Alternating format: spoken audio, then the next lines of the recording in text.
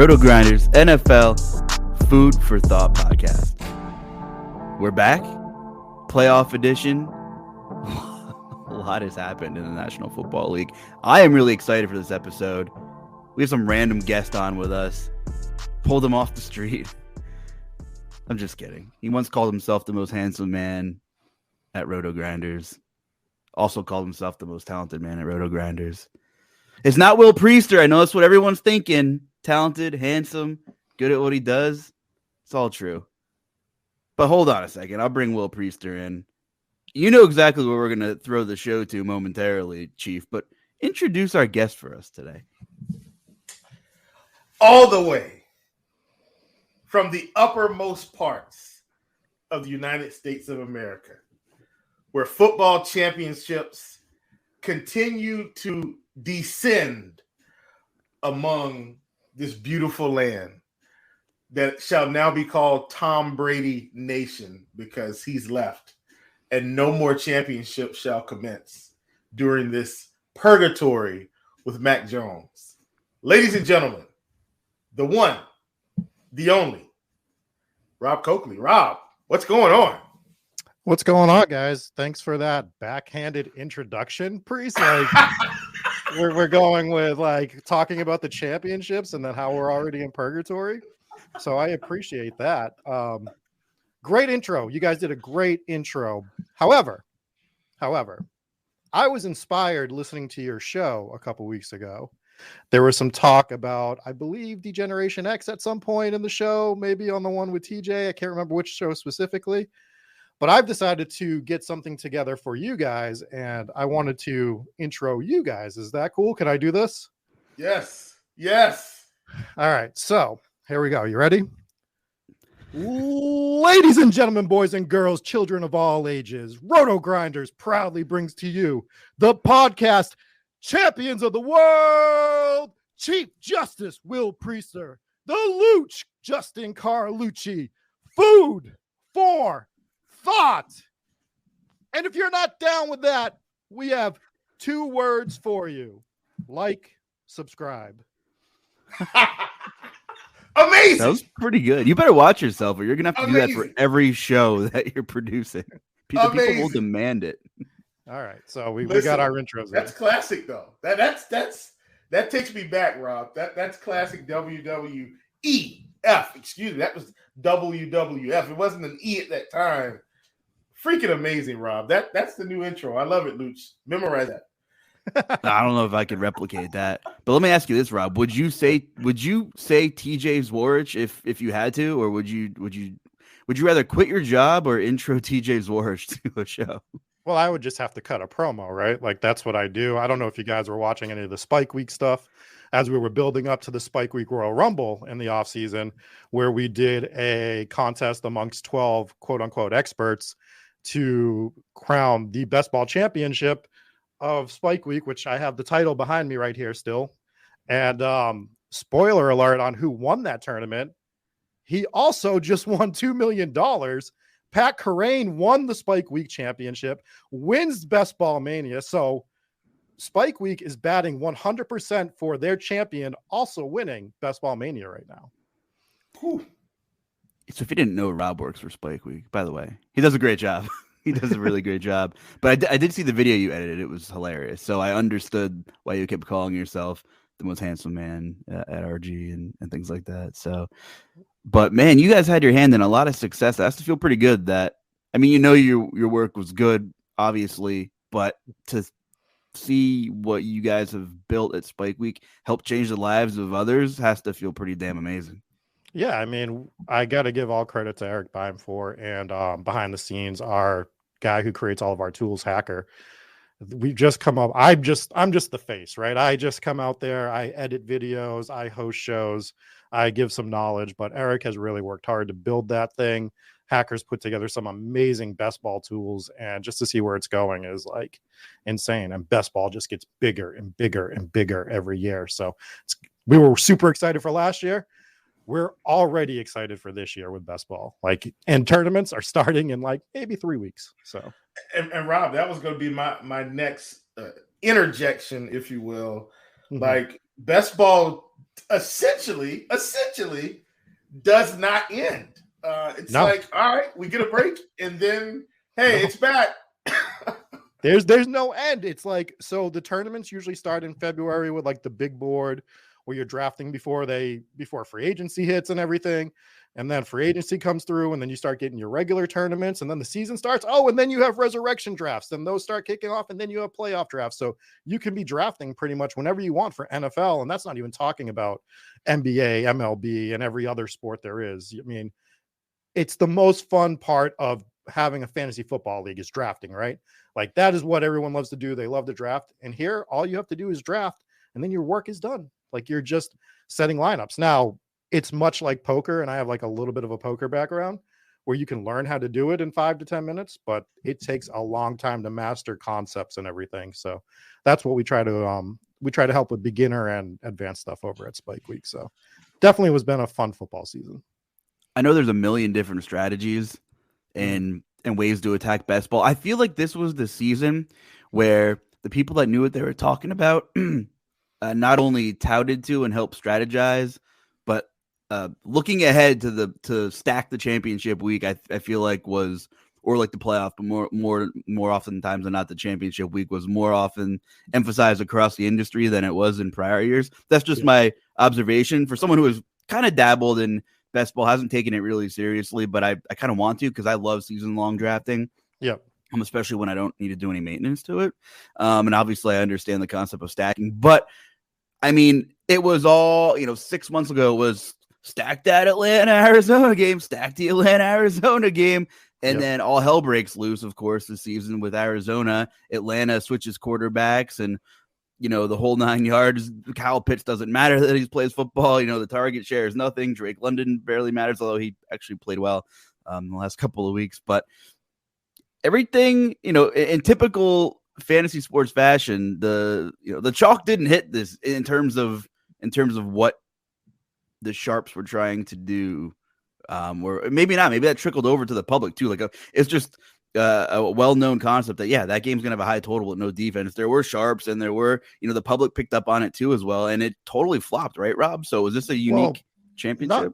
If you were still doing week 17 concept stacking, if you look at Curran's team, he has the Dolphins Patriots game a bunch. So he was still stacking for week 17. It might not have been one of the games that were more popular. Right. The unfortunate thing with the Bills Bengals happened. Like we saw that game beginning to shoot out. You also saw, I was big on the Chiefs because I thought Mahomes was undervalued. And sometimes I don't think you need to bring it back. So I still wanted Eagle stacks all year, but I wasn't big on taking back New Orleans Saint unless it was like Taysom Hill late or something like that. I mean, week 17 was a big topic of conversation, but it's just like Eric brings up a great point when he talks about it. It's just another thing to consider. It's not the end all be all. It got a little out of hand. One of our biggest content things, I don't know if you guys saw it. I did a week 17 shanty for like a whole song about week 17 to a pirate shanty.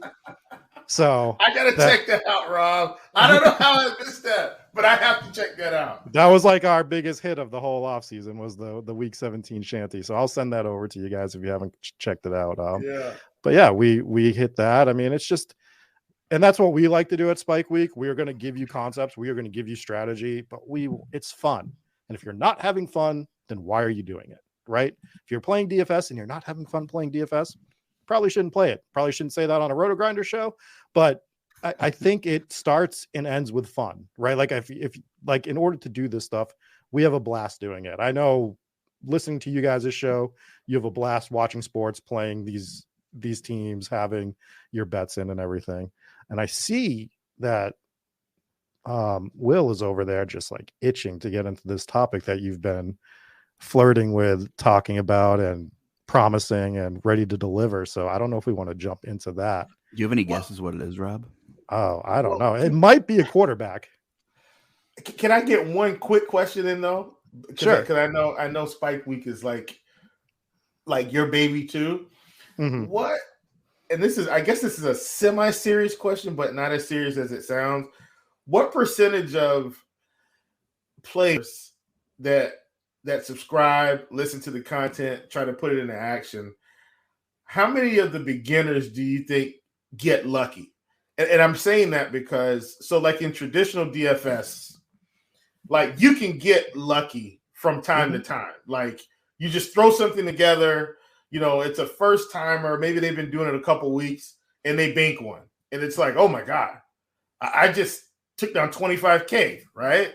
But then they have this false sense of, oh, I know what I'm doing. And then they go for it again. And then it doesn't happen for another 2 years after they've burnt through some of that money. And they've got to refigure it out over that span.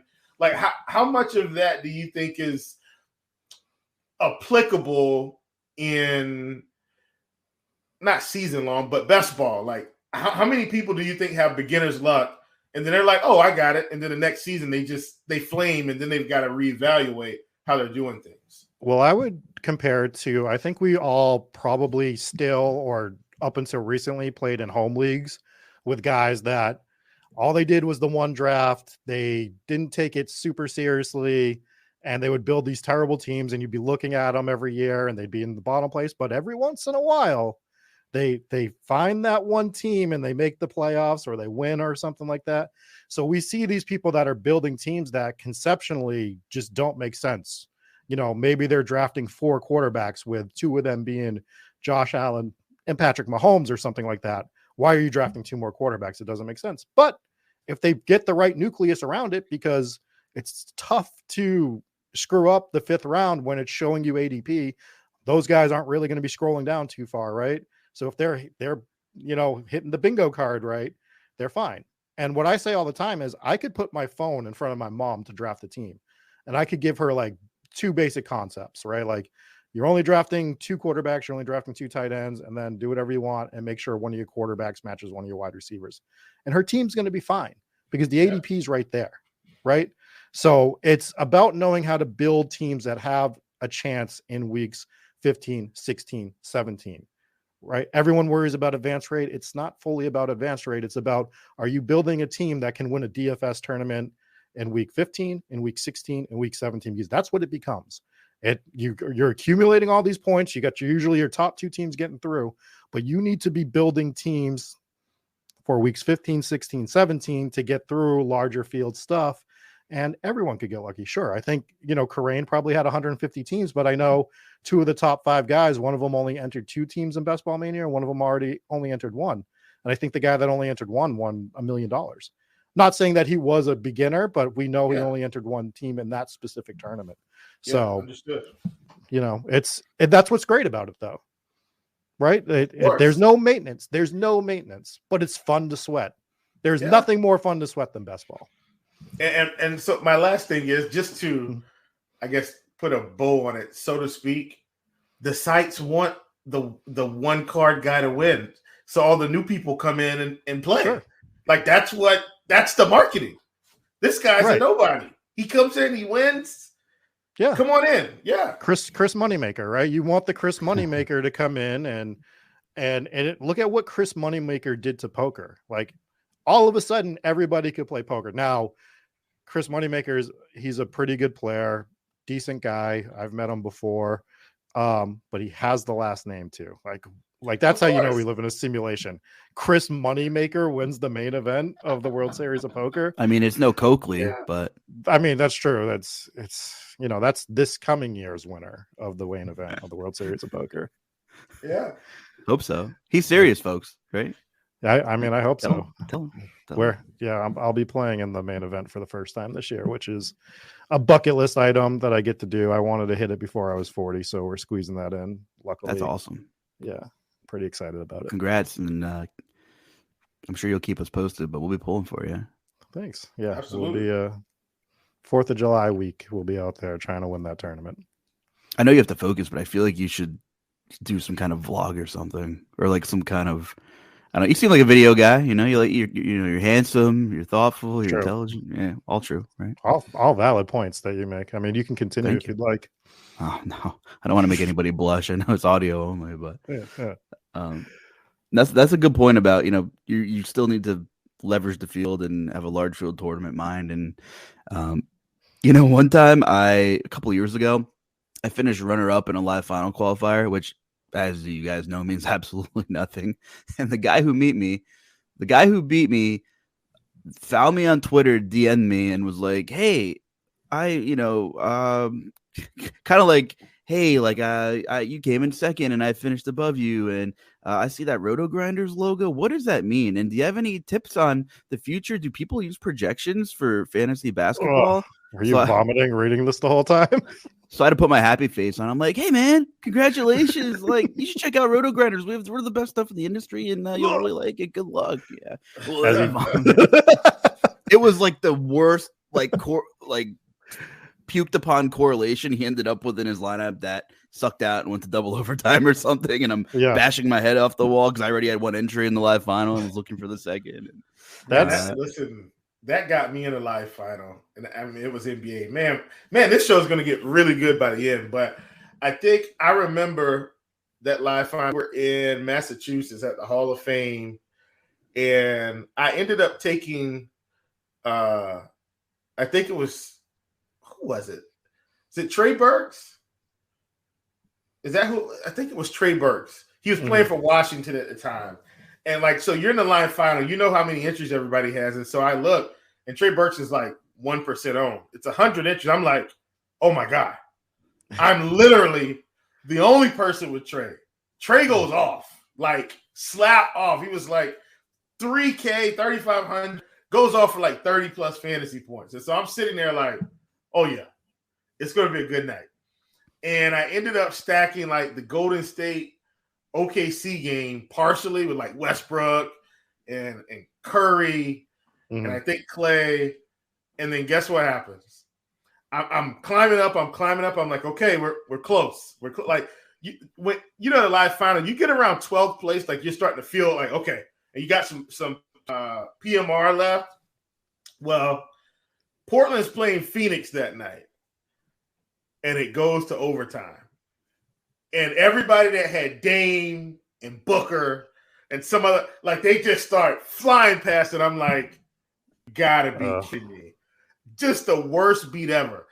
And then on top of that, Golden State smashes OKC that night. And instead of Westbrook going for like 60, he goes for like 40. And it's like, yeah. Not as bad of a beat as that, but I totally get it. Totally get it. Well, listen, I don't want to hold anybody up from the football talk any longer, but I'll put it on a platter for you. Chief, last night, Lambeau Field, Randall Cobb might have played his last game as a Green Bay Packer. So I'll give you the floor. What more do I have to tell you people? I said it last season. I've said it. I will say it again. Aaron Rodgers is not who you thought he was. And I don't care that he was able to rattle off all these wins at the end of the season. Luuch, what have I been saying the whole time? Can Aaron Rodgers close the deal? The answer is no. This season, at home, needs to go to the playoffs, playing the Detroit Lions. Did he win a game? No. Last season, at home, facing the San Francisco 49ers, needing to go to the playoffs. Did he get in? Needing to go to the championship. Did he get in? No. The season before that, who did they play? Was it Seattle? It was someone else. They're at home, and he can't close the deal. Folks, I don't care that he won 2 MVPs. What does Aaron Rodgers need to cement the legacy that's been on a steady decline, even with the MVPs, because he can't close the deal? It's championships. He hasn't won a championship in this decade. He's been a glorified game manager, and you can look at the stats and prove it. Aaron Rodgers barely throws for 300 yards a game. He can't help his team get to a championship, but we want to call him the greatest ever. That's a lie. He's not the greatest ever. Did you see Aaron Rodgers walking off that field last night?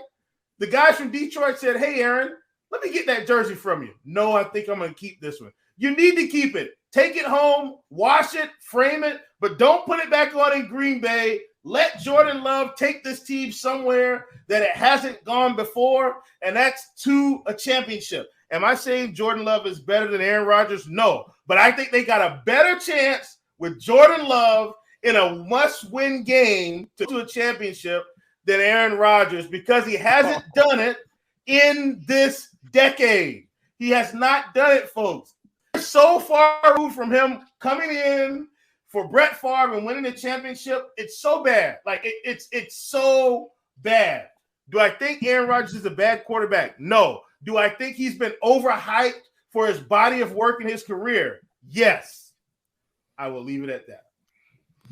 He said while pounding the table, wearing a Carolina Panthers shirt.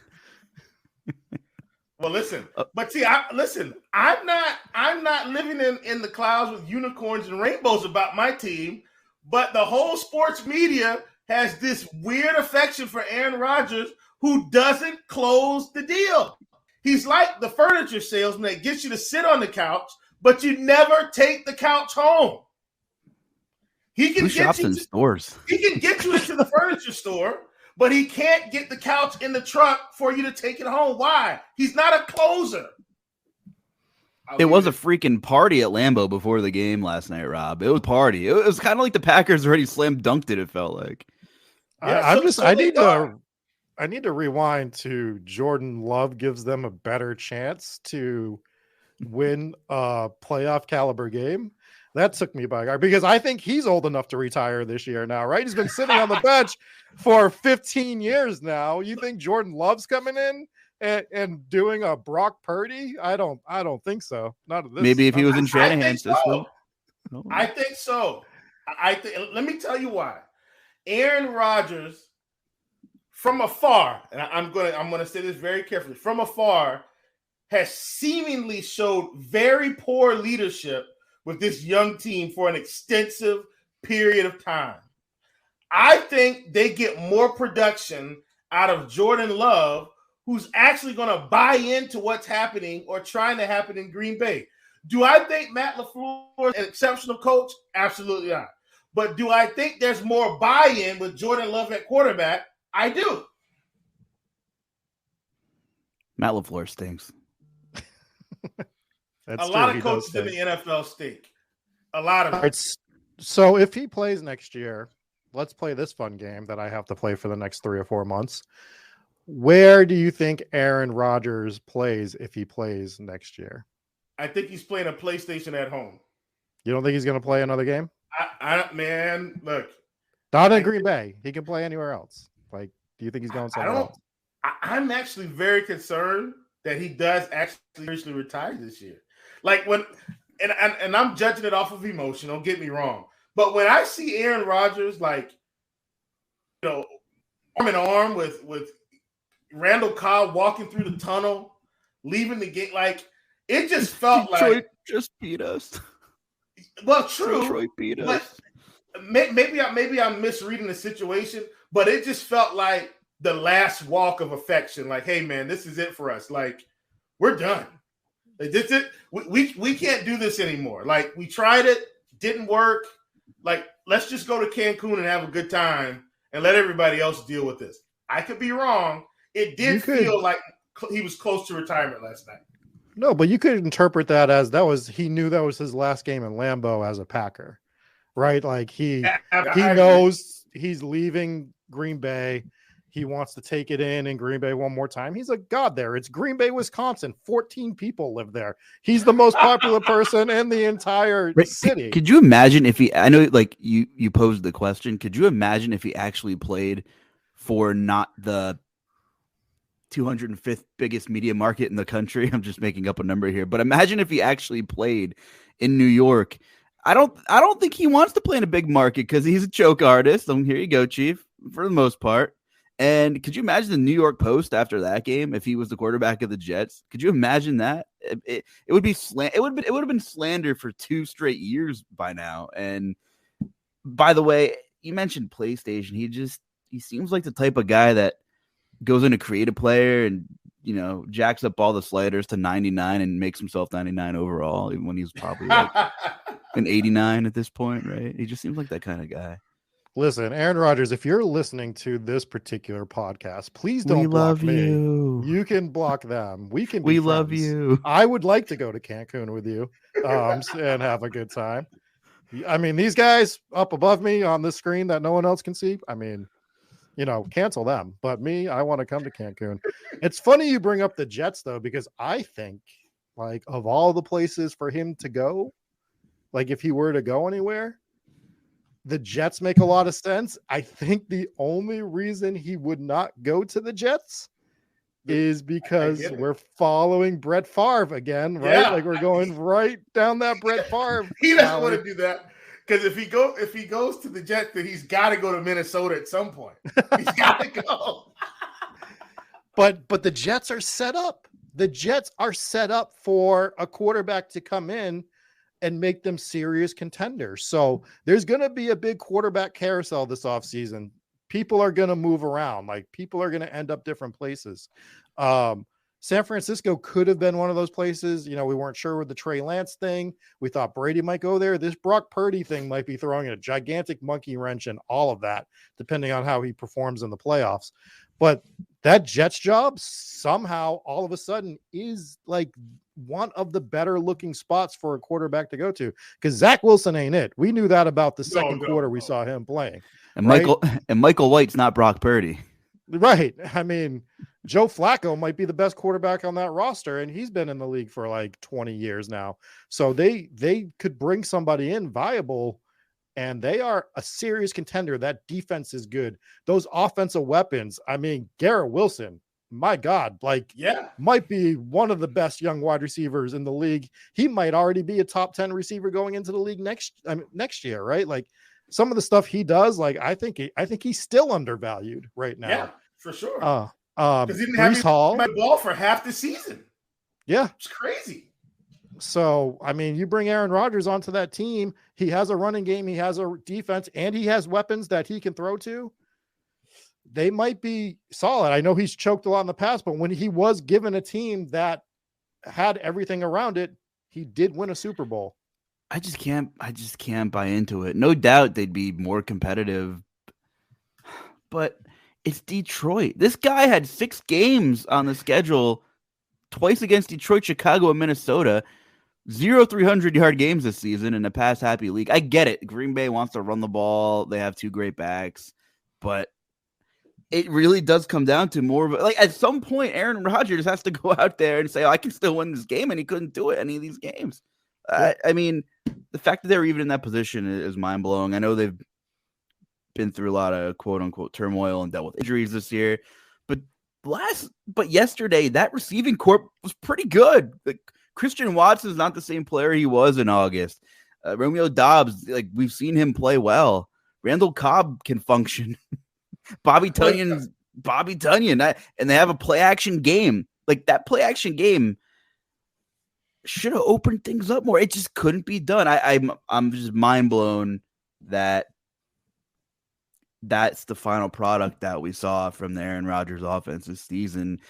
They might not have the best skill personnel, but it certainly isn't the worst. And Detroit ranks just about dead last in every metric, defensively you could think of. Like, they couldn't even run the ball yesterday. 3 weeks ago, we saw Chuba Hubbard, Dante Foreman slamming the ball down their throat and routing them. It's just so bizarre that I think, it's partially an Aaron Rodgers problem, but it's also partially a Matt LaFleur problem, and it's a multi-year front office problem where they're drafting Jordan Loves to piss him off instead of bringing in more help all these years. It's like the triangle of doom where everyone rightfully deserves to be pointing the freaking finger at each other. And if I'm Rodgers, I'm sick of it at this point too. Yeah, maybe he's not playing the best football in the world, but let's be real. If money aside, there's definitely relationships that are not salvageable between Aaron Rodgers and multiple people in that organization. Their entire season was summed up in one play last night. And I don't know if you guys can pick it out, the one that I'm thinking of, if you want to try, or if you just want me to tell you, but there was one specific play that they ran. And I was like, oh yeah, that's the 2022 Green Bay Packers right there. That's exactly what this team is. That is who they are as an organization. And this is what they deserve. Do you guys have any idea which one I'm talking about? Are you talking about, I guess it's not a monumental play, so I'm going to assume you're not talking about the fumble that the guy tries. You're not talking about the fumble. Okay. Nope. Let's see. That is the Green Bay Packers. This sums up their season. Let me lay it out for you a little bit. I got one more guess. Okay. Is it Crosby field goal on the crossbar? No, but I mean that could do it too. That does sum up their season. Almost there. All right, let me lay a picture for you. They're on their own 30. It's 4th and 1. It's 4th and inches. They have Aaron Jones. They have AJ Dillon. They have some of the best backs in the entire league. They have a decent offensive line. They're playing the Detroit Lions, who can't stop anybody. And what do? They run a wide receiver end around with Alan Lazard and lose 2 yards and give it to Detroit in their own territory instead of trying to run Aaron Jones or try to run AJ Dillon.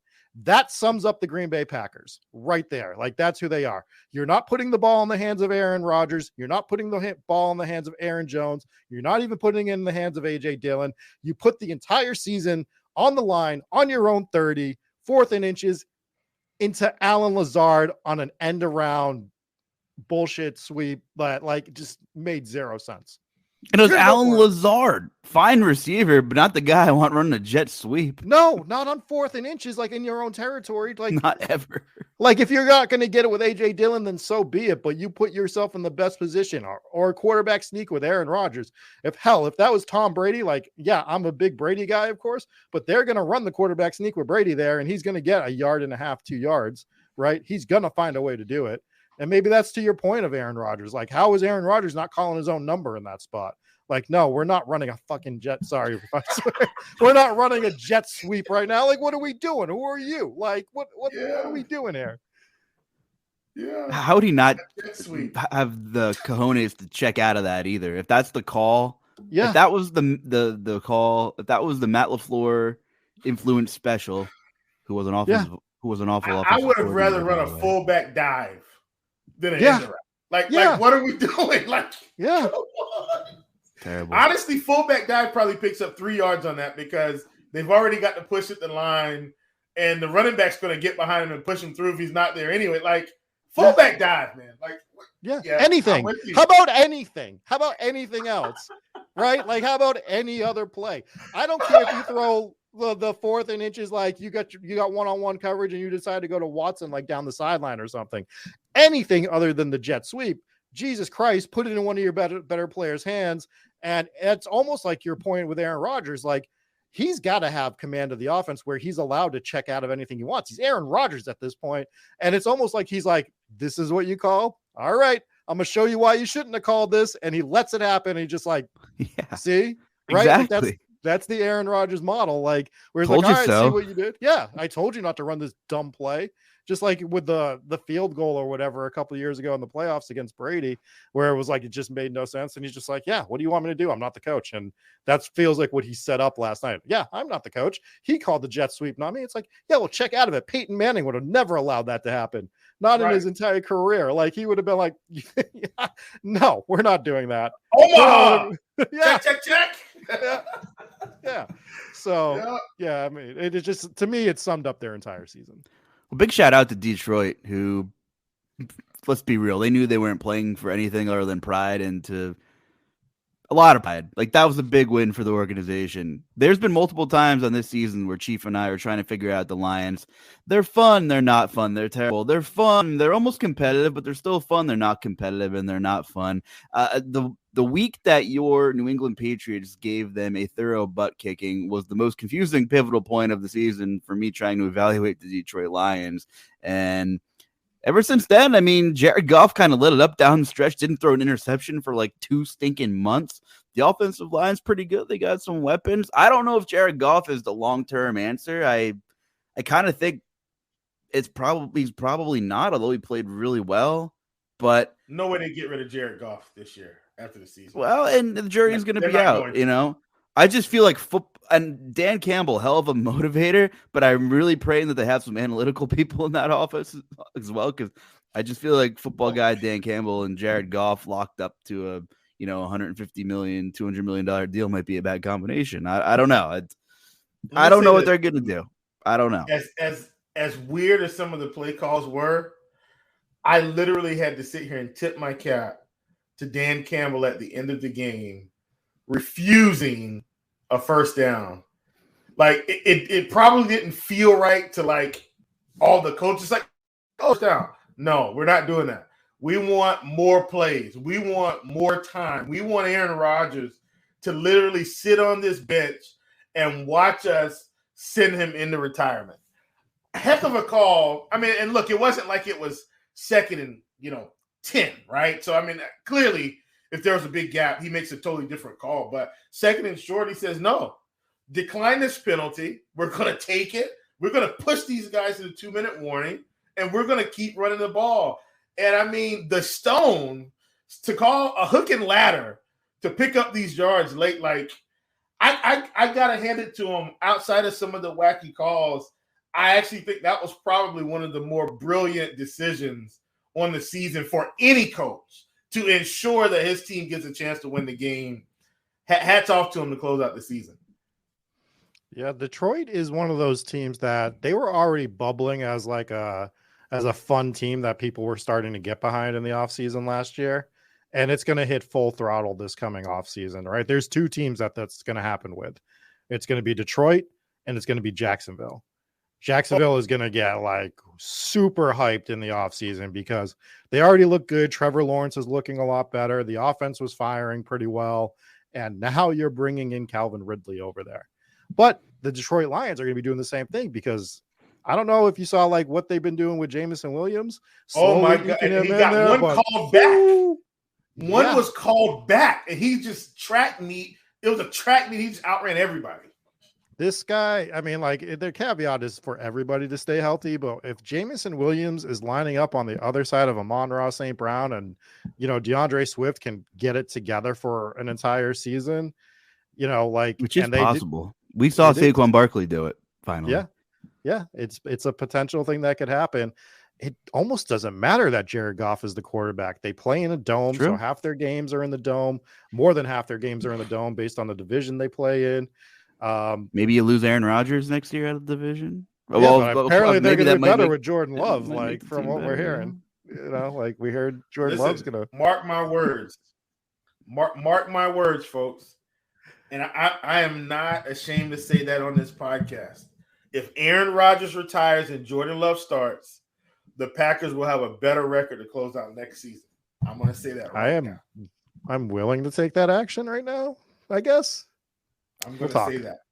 Yeah, the hype train is definitely going to pick up some steam with those two teams. And, the Jaguars had a really convincing win over Josh Dobbs and the decimated Tennessee Titans. So definitely, monumental win for the Jags. I mean, they barely snuck it out. Dobbs didn't get the Tom Brady call that Brady got on Sunday when his arm was going forward. So I'll leave it at that. I mean, Tennessee was going to get boat raced in the playoffs with the team they were rolling out there anyway. But I think Tennessee will retool and actually be healthy and probably compete with the Jags for the division. It's going to be the same thing that it was. Do you remember 6 months ago when the Colts were like minus 185, minus 200 favorites to win the division? Everybody was gifting the Colts division. Well, here comes Tennessee, and here comes Jacksonville, and suddenly the Colts, the media darlings, are putting Sam Ellinger in and hiring Jeff Saturday and doing all kinds of garbage. So I think Jacksonville is going to be a fun counterpart for Tennessee and probably the Colts to rival. I don't think it's Jacksonville's division. I don't think it's Detroit's division. The Vikings, I mean, we're going to touch on the playoffs for sure. Can we pause real quick and talk about Jacksonville since we were already talking about them? Sure. Yeah. Another team who you go ahead. I think they can beat the Chargers is what I'm saying. I mean, I just kind of this is basically where I'm headed. Yeah, go ahead. Jaguars winning the division, Chargers going on the road. I actually think these teams are probably a lot more even. I think they're going to give the nod to the Chargers in a sense because of quarterback play. But if I'm the Chargers, and look, they're a national football team. Like, they're not afraid to go to Jacksonville and play. Don't misunderstand what I'm saying. But like the Jaguars have been kind of on this steady incline all season, even with some of the losses. And Rob, I don't know if you got a chance to check out some of our earlier pods, but we had the commission on here, and we kind of talked about this early in the season that this was a team. They were going to take some lumps. I think they were coming up to the Eagles game, and we were like, let's see how they handle this Eagles game. And even in a loss, do they play hard? Do they play okay? Do they give themselves a chance? And I think we saw enough. And then they started turning the corner. Trevor Lawrence started playing better. And now, suddenly at the end of the season, like they're on their way for this season. Every season brings its challenges. I think the Jaguars have a serious shot. I'm not saying an outside chance. I think they have a serious shot to beat the Chargers because of the Chargers' style of play. The Chargers throw the ball entirely too much. They get in any situation where the Jaguars go up, let's say 7 to 10 points at home, and you get the Chargers on their heels a little bit, and they start making these bad play calls, just throwing it for 70% of the game, and the Jaguars can control the clock a little bit and run it a little bit with ATN, hit them in play action. I think the Jaguars get out of here with the win. I'm really afraid for the Chargers personally. I think they get beat in this game.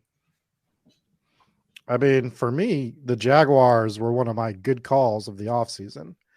I was very excited about the Jacksonville Jaguars offense. Specifically, you bring Doug Peterson in. I didn't think they could be worse than last year, basically. Like, last year was a catastrophe. And I thought people were writing them off a little too much this year. Christian Kirk was one of my 3 most owned players in best ball because I just thought that the offense was going to fire a lot better. I mean, and they picked it up throughout the season. They're at home. They actually do have some sort of a home field advantage. The Chargers don't know what that means. They've never had a home field advantage in their entire life since they've left, San Diego, which kind of helps them a little bit, I would say. But at home against the Chargers, their coaching staff lets them play the whole game. Mike Williams, who can't stay healthy for 3 quarters ever, gets hurt in the game. Shocker. Real shock that happens, right? That's the Chargers' fault, Rob, by the way. Idiots. Yeah, that's what I'm saying. Like, they're dumb. They're a dumb football team. They're so dumb. The Chargers are a dumb snake bit, dumb, stupid, ridiculous NFL football team that should always be better than what they are. They should always be better than what they are. Absolutely. Hell, when the Patriots were on their runs, there was a game or 2 they should have won. Why did they lose? Because they were stupid then. They're stupid now. They're going to Jacksonville, and they're probably going to lose this game to the Jacksonville Jaguars. It is what it is. Like, the Jaguars are a fun team. They're not going to, like, make it out of, like, the second round probably because they're going to have to play, like, a legit team at that point. But they could definitely beat the Chargers. I'm probably taking the Jags in the game, like, on some sort of parlay or something. There's always this this non-tangible thing about the Chargers almost in my entire existence of life here on this planet, which is 3 decades-ish. And I can never put my finger on why they just can't get over the hump. I mean, you said it, even in the Patriots, the glory days of New England, there's some really damn good Chargers teams with Hall of Famers and like name recognizable coaches who were still dumb, I guess, apparently. But I don't know if it was that they were soft or these teams just seem soft or stupid or both, but maybe they are a little soft. I mean, they have skill players that can't stay on the field on both sides of the ball. It's like, yeah, let's leave Mike Williams out there. He never gets hurt, right? Like, of all freaking guys to play in the second half of that game, when's Brandon Staley going to start being held accountable? Same guy who went for it on his own, like, 28-yard line in the playoffs last season, which helped get them bounced, if you remember, analytics and aggressive play calling. Well, it just wasn't the time to do it. Like, it was so dumb. So I'm with you. There was 2 teams I think the Jags could actually beat in the first round, and the Chargers are one of them, especially being a home game for Jacksonville. The hype train is going to be absolutely out of control. And yes, Doug Peterson, what a job he's done. Just cleaning up the culture, Chief. Yeah. I mean, the locker, like, not only do the players have to play better, but the whole brand had to reinvent itself in less than a calendar year. Because whatever Urban Meyer did with that organization was probably the worst attempt at running a franchise we've seen. I mean, it was worse than Chip Kelly, and I didn't think anything was going to be worse than that. It was bad. Yeah. So you bring in that terrible coaching, that terrible culture, but then, shockingly, you hire a quarterback coach as your head coach to work with your young stud quarterback. And magically things change. What a concept, right? Like, what a concept to get the right coach for your quarterback. 1 + 1 = 2 sometimes, everybody. I think that's another good point, Rob, since I know this is more of a bounce around pod, and I'm enjoying it, and hopefully everybody else is too. I think if you look across the league at the organizations that seemed to have gotten it right at the head coaching position, if you go back last season and this season, I'm going to go out on a limb and say Dan Campbell's probably the right coach for the Lions. Like, look at Jared Goff's play since he's been there. Like, he's drastically improved. I mean, he was over there with the golden boy of the NFL and wasn't getting it done. And now he's in Detroit and suddenly he's flourishing.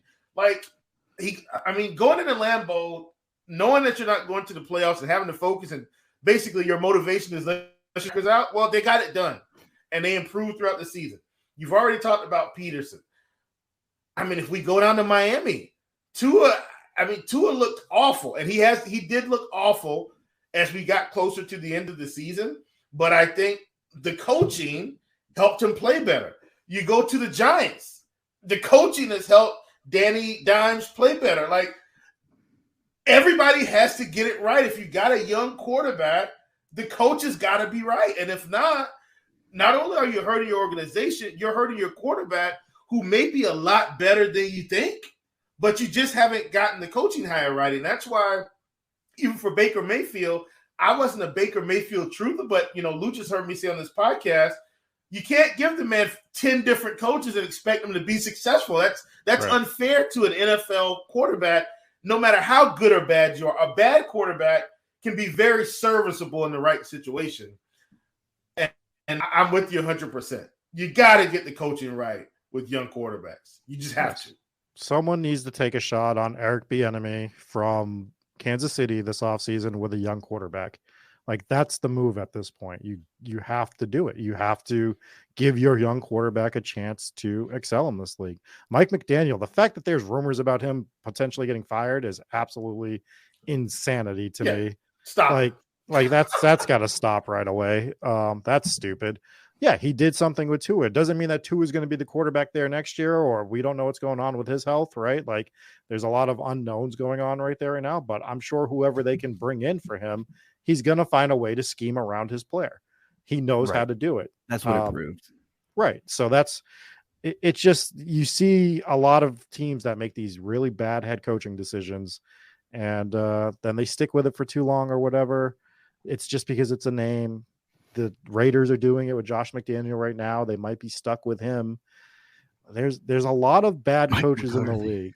What do we do? Well, Jerry Jones is a puppet master. It's like, who can I put on strings for a few years? And that's what he did. It's over McCarthy. In 2 to 3 weeks. The Mike McCarthy era is over. Yeah, but then he'll just bring another puppet to string along that he can like coach from the sidelines. Like, Mike McCarthy hasn't talked in 5 years. All of that is just Jerry Jones behind him with a marionette just going, run Zeke on 3rd and 3 again down the hole. Like that's what Jerry Jones Noah is Brown. We don't like CD Lamb. I feel like this is a short coming up on YouTube. Which puppet can we find? Run Zeke down the hole. Yeah. No, you're right about Mike McDaniel. Plus, that team has bought into what he's done there. So, like, it's a win-win. Even if Miami doesn't reach the heights that people thought they could, I still don't think Tua was right with with all the injuries he's had. But I think Mike McDaniel's a good coach, and bringing in Tyreek Hill also helps. By the way, I think the jury's still out on him being a great head coach, but he is a great offensive coordinator for sure. Ooh. So what's going to happen when they hit some rough points? Is he going to be able to control the team and hold it together? I'm not saying he can't. I'm not saying he will, but like, that's going to be the question mark if something like that happens. Like, if he had these injuries in the middle of the year and they went on like a 4 or 5 game skid, is the team still buying into what he's saying, or are they going to try to walk all over him? I would be concerned about. I have a couple of points, and I'll let you guys take them wherever you want to go. The last thing I want to say is I love Dan Campbell, football guy. I get it. I'd run through a wall for him. That's fine. But kind of what you just said, next year there's going to be some pressure on Detroit. There's going to be expectations. Is he going to be able to hold it together? He's a great motivator, but let's see what happens under some serious pressure. I think they might be playing for the division or definitely a wild card berth at this rate. And he's the perfect coach for right now.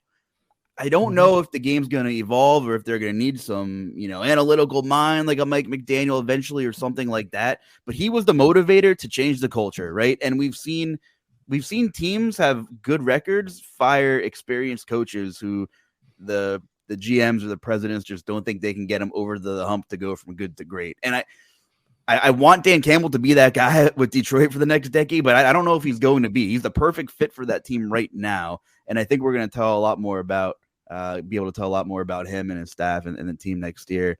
Another thing is, it's just ludicrous that Eric Bieniemy doesn't have a job as a head coach, or at least a shot. Just ridiculous for whatever reason. It is what it is. Thirdly, since we're talking about coaches and changes and firings, and then we're going to go to the playoffs before we run out of time, because we could talk for probably 3 hours if we wanted to.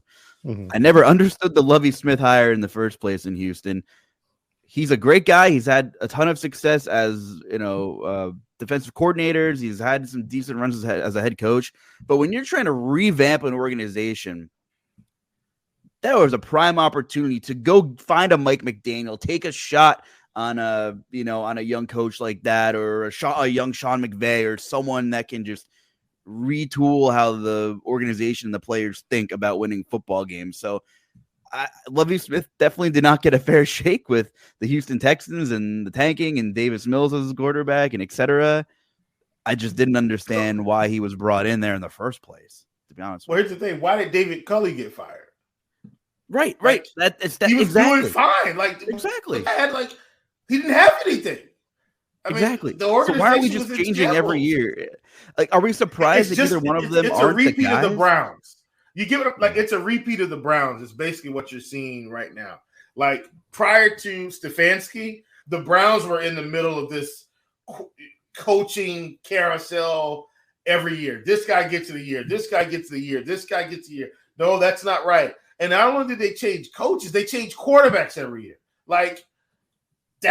This is the Browns all over again. And until they get the coach right, because I still don't think Davis Mills is serviceable. Don't get me wrong.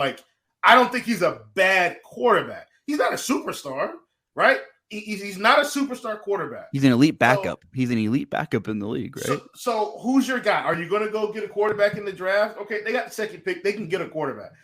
Are they going to get a quarterback? Now I'm going to tie this back in. Okay, if you get a quarterback, who in the world is coming there to coach this team? I think one of the names that's going to be out there, not necessarily for this job, of course, is Sean Payton. But he's not going to Houston unless they say, hold on a minute.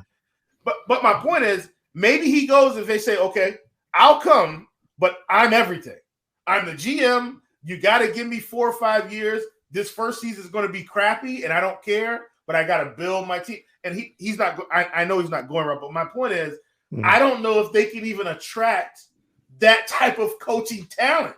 I've heard whispers of one guy. Maybe you guys have heard the same, but it's just I can't believe we're talking about the Houston Texans on this podcast right now because there's so many other playoff things to talk about. But it just blows my mind. What was the point of the last 2 years? At least give those guys a fair shot if that's who you're going to want to bring in. I understand, there's some coaches that bridge the gap, but not. It was just handled in such a poor fashion. How can any of these players buy into this turnover on top of the coaching changes and the philosophies? And I don't know, but I did hear whispers of DeMeco Ryans, who was a legend in Houston, and he's a fantastic defensive coordinator.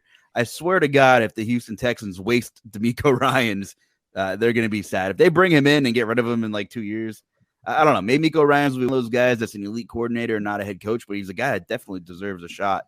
I've heard a lot of good things about DeMeco Ryans. If I'm DeMeco Ryans, I'm not going to Houston. Right, but he has that intimacy with Houston, right? So maybe they'll get lucky. Maybe he'll want to come home. But if I'm DeMeco Ryans, I'm turning around. I'm running really fast. So we see teams do this all the time, right? They set up fall guys. We saw the 49ers do it a couple years ago when they hired the janitor for that one season. I don't know if you guys remember. I can't even think of his name off the top of my head, but they hired this guy. He worked his way from the janitor all the way up to being the head coach for the year that they were going to be bad. Houston just did it with Lovie Smith. Lovie Smith knew that he wasn't the coach of the future there. for sure knew that. Like, they didn't have to tell him that. He knew what he was. And that's why they went out and tried to win that game yesterday, because he didn't give a damn, like, if they get the first round pick or not. Like, they don't care. Going to your point, with exceptions, anyone that is hired for like a rebuild should get 3 years. If they're getting a full rebuild squad, I think they should get 3 years, as long as they're showing progress, like towards rebuilding the roster, showing progress in the standings throughout the years. They should get a 3-year deal. Now, that doesn't apply to guys like Nathaniel Hackett, who just completely botched this Denver job, looked awful doing it. He had to get out of it. Like, they had to get rid of him because he was already loaded. The roster was already what it was supposed to be. They weren't rebuilding. They were like, the chamber was cocked on that team. They were ready to run. And that's kind of like the misinterpretation of like what they do in these Houston ones, where they'll bring him in for a year. They gave him no chance to build anything, and they're just letting him be a fall guy because they know that there's nothing's going to happen there. So they want to attract somebody the next year or the year after that they're going to let get that time to build through the draft, build through free agency and stuff like that. So I'd rather take the Houston team than a team like the Tennessee Titans or even hell, the New England Patriots, that are in purgatory right now. These teams are literally in purgatory. They're not rebuilding. They're trying to like sustain, and it's the worst way to be in the NFL. So I'd rather have the Houston job than some of these other teams, to be perfectly honest. Yeah. I guess we should talk some more playoff teams instead of talking the Houston Texans. I mean, but it was warranted. It was warranted. Yeah, it's organic. That's the beauty of this show. Like, we got a format. We thought we were going to talk playoffs, and look, we're talking about coaching changes. But we are going to talk about playoffs for, I don't know, 15 minutes or something like that. So let's go from the macro view here. Who comes out of the AFC? Who comes out of the NFC, and why? I mean, I'm going to put you guys on the spot really quickly here. Well, the NFC is just a 2-team race, right? Like, I can't imagine.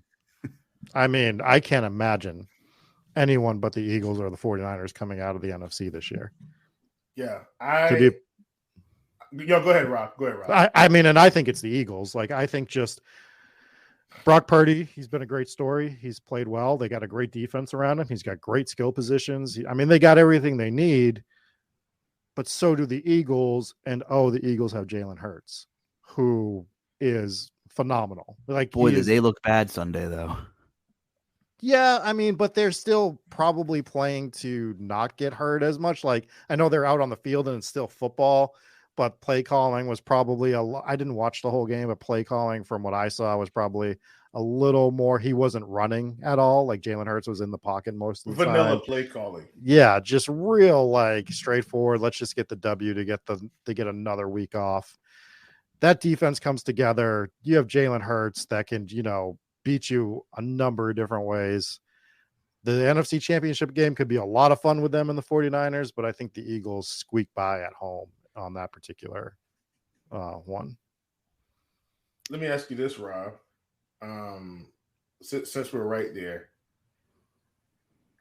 and I know this is about the Eagles. Did the Eagles win that game yesterday by chance? They did. Exactly. The Cowboys are terrible. They're not terrible, but they're not as good as we think they are.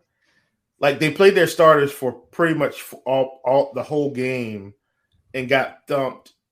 Washington, who does have a stout run defense. Like, there's some components to Washington that are good. Don't get me wrong, but I would rather sat my starters than to get embarrassed in the last game of the season, having to go down to Tampa Bay and play Teflon Tom right now. Like, you got to think Tom Brady's going to just use this and literally ride these guys. Like, we're about to see the most angry, probably, Tom Brady you've seen in a long time. Every day in Tampa Bay, he's riding these guys. Did you see that team? Just prepare for this game. One game. We just got to win one game, and it's this one. And then he'll figure it out the next week. Like, and I know this is about Eagles, 49ers. I do think the 49ers go. I think they're a little bit more complete. Overall, it's a drop-off at quarterback. But I do think that defense is for real. And I think it's going to give the Eagles some problems. But sure. That's my only gripe. Like, if if the Eagles face anybody else, if the 49ers lose to the Seahawks, just go ahead and put the Eagles in the Super Bowl right now. Like, if something weird happens, absolutely Eagles. So just to go off your little Dallas point, I just want to hit real quick. We've talked all year about the Vikings being frauds. There's not a bigger team that's a fraud than the Dallas Cowboys. And they have been for 25 years now, right? Like, this is who they've been. We talk about, the Chargers as a franchise over the last 25, 30 years. We talk about the Cleveland Browns as a franchise over the last 25, 30 years. The Dallas Cowboys are the biggest frauds in the NFL almost every single year. And they showed why on Sunday against the Washington Commanders. And now they got, like you said, they got to go to Tampa. Could they win the game? Of course they could win the game, but I think they're going to get stomped on the next round, whoever they play. So I think that's just the point that we've been underselling all year, is that the Dallas Cowboys, as good as they look sometimes, are still gigantic frauds. Yeah. Well, let me say this. No, go ahead, Luuch, because I'll go down another rabbit hole. Please. Well, I want to pick the 49ers badly because I think the defense is real, and I think Kyle Shanahan's the best offensive schemer in the league. But I just can't. The Eagles getting the bye, being at home, San Fran traveling to the East Coast. If San Fran had the 1 seed and Philly had to travel out west, I would think it's tough to play in the Bay, man. But I'm gonna go with Philly. But I think that potential Niners game could seriously be a coin flip. I think it's going to be ugly. I'm thinking it's going to be like a 20 to 13 game or something like that. I'm obviously looking way ahead here. The AFC, I tell you what, Buffalo is in a good spot right now despite not having the bye, because obviously there's questions around the quarterback in Miami. They've looked downright awful the last 6 to 8 weeks, barely squeaking by, if you even call it that. So I think Buffalo's in a good spot. Cincinnati, oddly enough, just playing Baltimore, and it's just that weird back-to-back thing, right? The same team, division rival. It doesn't look like Lamar's going to play. That team is kind of decimated in its own right. Tyler Huntley's not the guy. Joe Burrow's going to take care of business. The Chiefs are fantastic. I don't have to spend time talking about them. Neither do you guys. We know what they are, right, at this point. I think Cincinnati has a repeat Super Bowl appearance this season. If you asked me like 3 months ago, I would have said no way, but they found some serious balance, and they're good enough defensively, I think, is the key. And as long as Higgins and Jamar Chase stay on their feet, Hayden Hurst and Tyler Boyd are like two of the best complementary pieces for a receiving corps in football. Hayden Hurst has been great. So I'm going to go a little bit off the radar here, I think. I mean, it's not like I'm throwing a complete dart here, but I'm going to say it's Cincinnati and Philly playing the Super Bowl. Cincinnati might have the best fourth wide receiver in the league, too.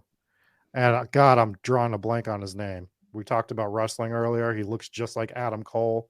I can't think of his name off the top of my head, but he has looked amazing, like as a fourth wide receiver over the last. Trenton Irwin. Yeah, Trenton Irwin has been great for them over the course of the last few months. So I think as a whole, Cincinnati, and they've had Kansas City's number. I just think it's a real hard thing to go back-to-back years, have to travel for an AFC championship game if they make it that far, and play either Kansas City or Buffalo on the road in another AFC championship game. But it's hard. It's hard. I do think it's a 3-team race, but I do think the AFC has sneaky teams that could upset one of these teams, like a Jacksonville Jaguars. Like, if all the cards fell right, do I think it's going to happen? No, but I see it more likely happening with the Jaguars than with anybody in the NFC, to be perfectly honest. So can I pose a question here? This is my question pod, I guess. I'm enjoying asking questions today. What do you think is the most sneaky outcome for an NFC AFC championship? Like something that's improbable but possible. And I know those two words are contradictory, but if you had to sculpt this thing out for all the drama prior to the Super Bowl, NFC championship, AFC championship, we've got one team that sneaks in, nobody expects. What team is it? I mean, I guess it depends like how improbable you want me to get. You want me to give you a 1% outcome? It would be Tampa Bay and Cincinnati. Like that's the 1% outcome. Now Yeah. you But want to that's talk not about out of the cards. That's No. what I'm saying. That's cool with me. That's cool with me. Tampa Bay, Cincinnati would be crazy, but you look back and say, and I'm sure if that were to happen, and I'm air quoting it, and you guys can't see this. If that were to happen, here's what we'd be saying by the time we got to the Super Bowl. My God, Tom Brady's freaking amazing. Because he would have to have had, legendary performances to get back to the Super Bowl. Like one of these games, he's probably going to have to win in the last 15 seconds, like a walk-off field goal, a 2-minute drive down the field. You know what I'm saying? It's like we'd be standing here saying, dang it, like Tom Brady strikes again. Yeah. For me, it would be the Chargers coming out of the AFC. As much as we crapped on 45 minutes ago, Mike Williams is okay, and the skill player, they fend off the Jaguars. Maybe they win by a field goal, and then they just play some ridiculous shootout with Kansas City, who maybe Mahomes plays at like the 70th percentile instead of like the 95th percentile, and Herbert's doing his thing, and we have a couple anomaly plays, and before you know it, the Chargers are in the AFC Championship against the Bills or something like that. That would be my unlikely outcome, would be the Chargers making it out of the AFC. I just can't wrap my head around anyone else other than the Eagles or the 49ers coming out of the NFC. I want to buy into the Giants thing, but it's not happening. There's no way. No, it's not the Giants. For me, they might beat Minnesota. Okay. So now you guys are getting where the seed of my question came from. What if Minnesota, as weird as this season has been for them, they just literally have the magic and run their way to the Super Bowl? Like, because the thing is, they really can put up points. Like, points isn't their problem. Consistency is their problem. Like, they can put up enough points to score, and they get the Giants in the first round. I think they beat the Giants. Like, I know we've seen them lose some weird games. They're at home. I think they beat the Giants. But like I know Dallas like smoked them, but they could beat Dallas. It doesn't seem as likely for them to beat San Francisco or the Eagles. But that's why I'm saying this would be like my most unlikely outcome is the Vikings go all the way to the NFC Championship and just keep riding the wave of variance that has swung in their favor so many times this season. I think for that to happen, though, it would have to be a very specific bracket run out for them where San Fran or Philly, however it works out, would have to lose to Tampa. And yeah, absolutely. I don't disagree with that one bit. It's got to be. Yeah. I don't think they can run through both San Fran and Philly. Like, they can't beat both of those teams, right? Like, that's if they did, Rob, we'd be looking at this season like we have all year. What in the world is going on in the NFL? Yeah. So they would have to, if they win, they have to play San Fran in the next round, and then they would need Tampa to beat Philly, is the way I would think they would have to do it. Just looking at the playoff bracket. Yeah. I mean, I think it's another one of those 1% outcomes. The problem is like Tampa's been so bad this year, but they're still not a soft team. Where like Minnesota, man, like that team just the purple is the purple is a perfect color for them because they are as soft as a grape, right? Like it works out so well for them. Jair Alexander grittying on Justin Jefferson, who God, I love Justin Jefferson too. I owe him a fruit basket or two. He helped me out. Fruit basket. Put a bunch of purple grapes in it. A fruit basket, ladies and gentlemen. This is where we end up. A fruit. All basket. Right. We got to the food. We did it. We got to the food. Before we get there, who is getting upset in the first round? Since the Jags are the 4th seed, I guess you can't call. Well, it depends. Are you a seed guy? I'm not gonna call that an upset. I think the Jags win anyway, so I'm not calling that up. Okay. All right.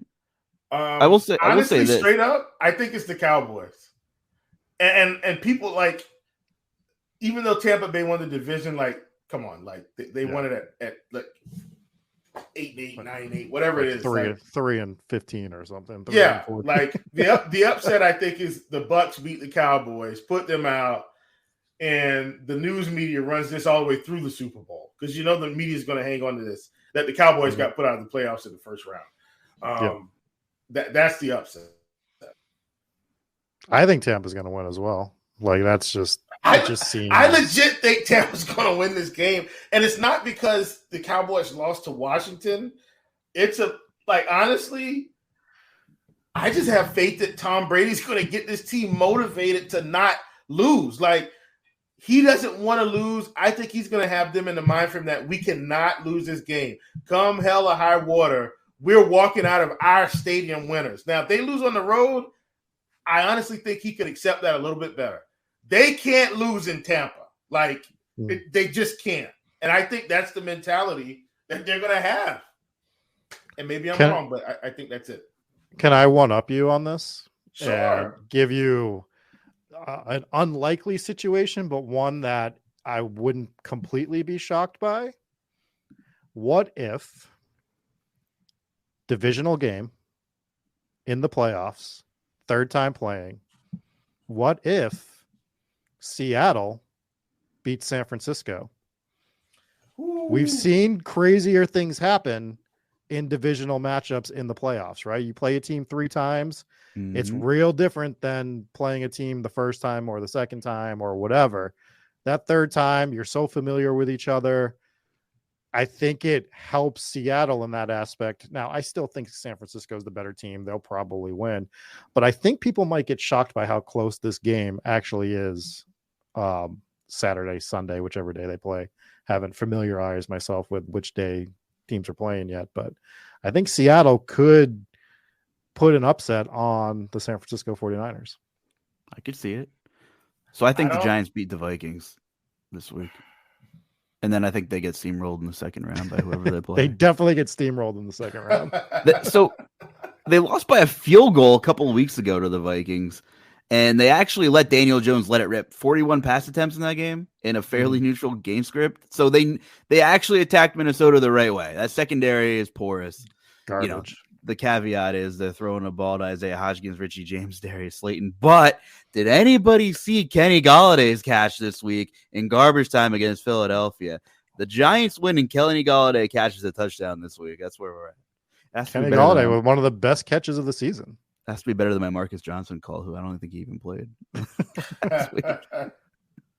I was looking for him out there. I was like, oh my gosh. I bet you were. That's my upset. Giants over Minnesota. I'm done. I think it's viable. I think the Seahawks game is going to be closer. I haven't looked at the spread on that game yet, but that might be one of the ones that I actually take the underdog with the points with Seattle, just because of all the things I said. Divisional game. Who knows each other better than Pete Carroll and Kyle Shanahan? So I think it's definitely. And Geno Smith looks good, man. He threw for over 4,000 yards this year. That's a big deal. Set the record for Seattle. Like he's not going to throw for 300 against San Fran, but Kenneth Walker could bust up that line a little bit and give San Fran a little bit of trouble getting to the second round. Well, we're at that time of the show where we talk about food or some ridiculous story that has happened to us. So I don't know if you have either of those, Rob, but I'll let you sit on it. Chief, do you have anything for GPP food of the day or story time? Man, this is going to be a national chain, but me and the missus went to O'Charlie's yesterday, which is a national food chain or local food chain. Not local, but it's not a mom and pop.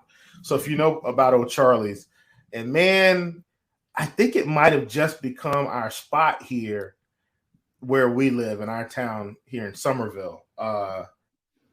Went there, just good appetizers, good atmosphere, laid back. And we've gone there before, but man, the food was so good. We ate there again today. I got this southern or country chicken tenders meal where they fry the chicken tenders and they put a mushroom gravy on top of it, a brown mushroom and onion gravy on top of it. Got some loaded mashed potatoes, some yeast rolls. I mean, good eating, or as they say here in the South, good eating. It was amazing. And so, Charlie's gets a shout out on the podcast. Feel free to send us gift cards for this free marketing and advertising. What do you got in the background there, Rob? Well, you said either food or thoughts, and I am going to present you guys with an option. Do you want me to talk about food from New England, or do you want me to talk about my other content career, which is ghost stories? Let's go thoughts for 100. You want to go with the ghost story stuff? Yeah. So, very much uncorrelated. My other content career is I have a podcast called Hometown Ghost Stories, and we are one of the bigger ghost podcasts on podcast platforms. We get like 60,000 downloads a month, which is pretty damn good, I would say, for only being around for about a year. And we are even in the midst of filming a pilot episode for a TV show. So we do a lot of, we're called Hometown Ghost Stories. What we do every week on Tuesday nights, we go live, which is not common for a podcast, but we do like this little pre-recorded 15, 20-minute segment where we cover a town. You pick a town in a certain place. We talk about either one haunted location or several. And then we have an audience that like we'll talk about it amongst our three hosts, myself, Jesse, Dave, and we interact with the audience. And not only do we talk about these places, I have gone and investigated some haunted houses throughout the country and had some crazy experiences. You guys seen the movie The Conjuring? Mm-hmm. I have. So I have gone and stayed the night in the actual house from The Conjuring. The real house that was haunted and that the movie is based upon, which is 100 times scarier looking than the one that they have in the movie. It is a terrifying house. And we had some experiences there. We've stayed in some places that you might not have heard of, that we've had even more experiences. And we do a lot of stuff with ghosts, and it's fun. It's creepy. And we have stories for days. Hometown Ghost Stories. Rob, yes. I mean, listen, I think we're gonna have to get you on A&E. Yeah, I mean, we get you hooked up. We are filming a pilot for a show with a network right now, so we'll see what happens with that. But yeah, it's crazy. We talk about some scary places, like places I've never heard of, and not only do like you learn about the haunted history of a place. Like I've learned so much about not just the country, but the different places in the world, because I look into the backstory of the town, and like I've learned so much about like so many different places just going through. Like Atchison, Kansas. Have you ever heard of Atchison, Kansas? Negative. Oh yeah. No, I'm just kidding. One of the most haunted houses in the country. Not only did we cover it on our show, the wrestling theme, I've gone on Chris Jericho's podcast a few times and talked about some haunted houses. So we talked about the Sally House from Atchison, Kansas, which is like the most terrifying house in the country. So there's a lot of fun places in the country. If you're looking for something a little different, you want to talk about Ghost. I know the crossover isn't as big with sports, but some people might be interested. Oh, it's an interesting industry, and I was in Harpers Ferry, West Virginia a couple weeks ago, and I didn't really get to mention it on any of the podcasts. Random place within like 3 hours of driving distance. Neither myself or my girlfriend have ever been there. I said, okay, we both have a couple of vacation days in. Let's go somewhere different. And there's a lot of history there, a lot of war history. And yeah, there are the town is known for spirits to be active because of all of the the war history there and things like that. It is a town that is one street, cute little town, but that is literally it. It's one little street where you need to spend no more than 2.5 hours there. And we spent like 3 days there. Luckily, there was a Hollywood casino about 20 minutes away with a Barstool Sportsbook. Definitely didn't go there. But the funny part is they're big on history, and I guess it's a pretty big tourist attraction during the summer, and they hire these reenactors to come in and like hang out in the town, which is still a little surprising to me because it was such a small town. And we got there, and it's out of season, but about half of the town, and I didn't know this, were like mock buildings. I was like, oh, look, there's a convenience store. We can get our groceries there. And I walk in, and it's just like plastic mannequins and things just standing up there. I'm like, holy shit, half of this town isn't real. So the small town got even smaller. We didn't see any spirits or anything, but which I was a little disappointed, or anything creepy or anything out of the ordinary, because I do believe in that stuff. I've had some experiences. Maybe I can talk to you about it sometime somewhere. Yeah. But I wasn't always like that. I was pretty close-minded a long time ago. It's just one of those things, I think, when you experience something firsthand, totally a 180. But Harper's Ferry was kind of cool. If you like history and you like hiking, I went on a hike and I didn't throw up and I didn't die. And then I went to gamble 15 minutes away and everything was fine. Just no ghosts. Nice. Yeah. Do you want me to tell you a quick story about one of the places we investigated? I think you should do that. Yeah. So we went to the Oliver House, which is in Middleborough, Massachusetts. This house is probably 15, 20 minutes away from where I live. I hadn't heard of it. And not only is it like this big historical house, Benjamin Franklin used to go to this house. He actually outed the owners as like loyalists to the English crown and stuff. It's like this whole historical story. Then there's more families that live there with tragedies that happened. And when we went there, I walked into this one room and I got a real uneasy feeling in this room. I just didn't like being in this room. And of course, I opened my mouth and immediately everyone's like, well, you're investigating that room by yourself later, of course. So we use one of the devices that we use. It's a spirit box where you're supposed to be able to communicate with spirits. And I've never, like, we've gotten intelligent responses before. If you go to our YouTube channel or listen to the podcast, I have like a full-blown conversation with a spirit, like just going back and forth about things. And just every question I asked, I get the answer to. And then finally at the end, I'm like, all right, I'm going to leave. Is there anyone else you want me to send in here to talk to? And they would just go, no, you. And I'm like, no, but I need to leave. Can I send someone else, Dave or Jesse? And it goes, no, you. And then I said it one more time. I'm like, can I please leave and send someone else in to talk to you? And it just goes, no, you. And I go, well, I'm going to leave now. I'll talk to you later. Goodbye. And it goes, goodbye.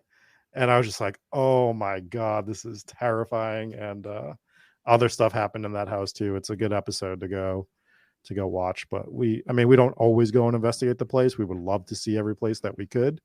But that was one of the ones that was pretty creepy.